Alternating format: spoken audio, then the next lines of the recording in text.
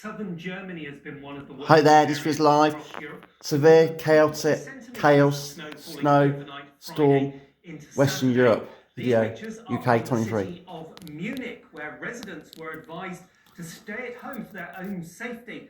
Here at the airport, more than 700 flights were hit with cancellations and very long delays for passengers, some resorting to even walking to the airport. You hear that, guys?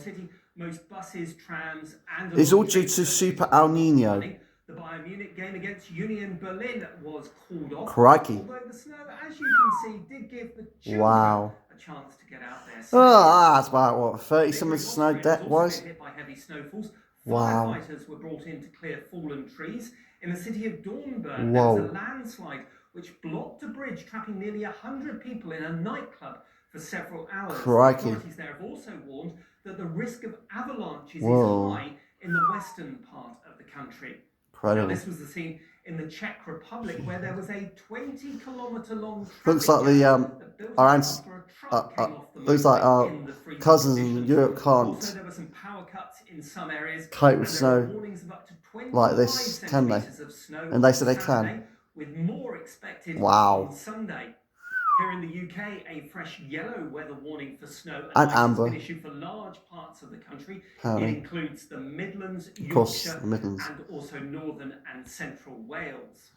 A major incident was declared in Cumbria after heavy snowfall. Around 200 vehicles got stuck in the south. It could have easily been us in the south for some reasons. I did predict it last week, guys. I'm always 85% right by the weather across the UK and the rest of Europe. No joke. A number of local authorities activating a scheme that will provide emergency accommodation for people sleeping on the streets. Worth saying that the freezing conditions set to continue across the weekend. There you go, guys. You have been warned. I'm always 85% right. The climate conference in Dubai now. That's quite ironic, isn't it? You name it. Is one of those attending. COP, what is it? My colleague Regini Vaidyanathan. It's 46 or something. And asked what he hoped to achieve by being there. Just been through the Mr. Kingstarner. many years. Interesting. Many people watching this will be still feeling the effects of that. One of the drivers of that is that we haven't had energy security. We've been exposed to the international market, and we need to transition to renewables. We need to do that at pace, because if we're able to achieve what we, the Labour Party, want to achieve, hopefully a Labour government, which is clean power by 2030, that means reduced bills, not just for 1 year, but permanently. And it means that we get energy security so that Putin can't put his foot on our throat. And of course, there are many thousands. It's going to take time, guys, but if we do this, like he's saying, it's the best option we've got. Ensuring that we represent the national interest back at home, working with international partners here who have similar issues, similar challenges, also having the ability to talk to investors. Remarkable. If we're privileged enough to come into government, very unique, very remarkable. In this transition, which will be fascinating in every single household, every person who's watching this programme. You talk about a cost of living crisis. How do you plan to fund some of your flagship green policies? You talked about a green prosperity plan and funding some £28 billion a year. Now we are hearing that that wouldn't necessarily come in till, if you were to win a general election, 2027. And now I'm reading that there are major doubts at the top of the party that that level of investment will ever be met. So just tell us straight, Sir Keir, is it going to ever happen if you win power, or is this now a pipe dream, given that we're in a cost of living crisis? It more than likely is, probably. No, it's going to happen, and I'm really? That we will have wow. What I call a mission-driven government. Wow, it's going to be, it's very terrible, like Richard Sunak, to get the refugees stopped coming to Europe, well, coming from Europe to the UK. Can I ask you when this specific policy is likely to happen? If you get into power, mate, you're wishing yourself away there a little bit. But he knows he's going to take over next year, but the writing's on the wall, isn't it? Good luck to that. Good luck to you, mate. Good luck.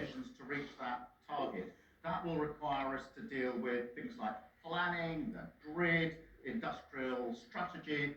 Of course, it also might be the best option, hopefully. So that 28 billion will be ramped up probably in the second half of the Parliament. I say ramped the vote next year for either one in charge of this country.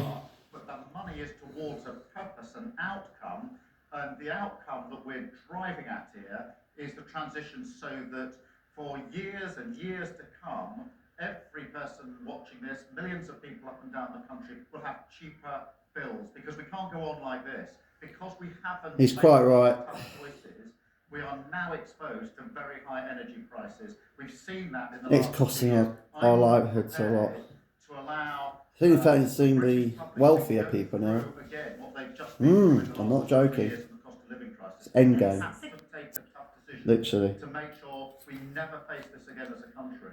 So, Keir, one of the criticisms which it comes from even the Chancellor is that your plans would actually fuel inflation, including this green prosperity plan. And actually, right now, the cost of living crisis means that this is just not affordable. What would you say to that? Well, look, can I just say, I'm not really prepared to take lectures from this government on the economy. They've crashed the economy. Everybody who's got a mortgage... It's true, they have. Liz Truss, Boris Johnson, Theresa May, David Cameron. So I go on. It just shows you how bad this government is as well in this country at the moment. And just in that term we're in at the moment. Costs have caused high inflation. If 10 years ago this government had done what we're proposing now, we wouldn't be in this Aye. position. And so Aye. we have more of this sticking plaster politics, not fixing anything. I want a government that is mission driven, and that means that there isn't a cost to this, there's actually a benefit to this, because if we get this right, then it will be lower bills for everybody paying those energy bills. And we will not let working people pay the price for this. This is government action that is needed to take action that really should have been taken years ago. But I'm not prepared to allow the British public to go through the sort of anguish and anxiety they're going through now in this cost of living crisis. Can I pick up on that point? That's why I'm here at COP. That's why I'm talking to international leaders and to investors. And so, Keir, can I pick up on that point? You said you don't want the British public to pay the price for some of these measures, including the green measures. But what we saw with ULEZ, for example, was that people were unhappy with having to pay that price themselves, and it cost you a by-election. Is it the case that some of these policies are not politically popular? I don't want working people to have to pay out for the change that we need to make. And that's why, when it comes to investment, I want to ensure that for every pound the government puts in, we get £3 from the private sector. Aye. That's why I've had roundtables here with global investors Very around unique the world, talking about what they can do to information, help us historically in the UK speaking. with this transition.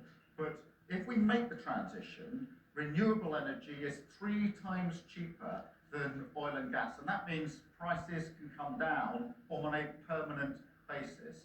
And that, I think, for anybody watching this, is something they would say, please give me that price reduction and make it permanent so that I don't have this anxiety all over again. That was there you go, guys. Speaking to my colleague Regini Ivanova earlier on. Well, here in the UK, an 84-year-old... Hope you're able to subscribe to my channel on Sunday Joes. My force be with you always. This is my friend Spike and Jim at IT Friday thing. Every Friday, 3 to 5 p.m. And this is my friend John on the Lara Show every Sunday, 9 to 12 p.m. live on the Working Race Show on the Lara Show. And this is my friend Shane for the years every 2 weeks on the Surrey Hills Race Show on Monday afternoon, 2 to 3 p.m. Every 2 weeks on the Surrey Hills Race Show on Monday afternoon. Shane for the years race this show. Please subscribe to on Sunday Joes on this video. It's very unique historical weather for you. And on the sub as well, and politics. Bye.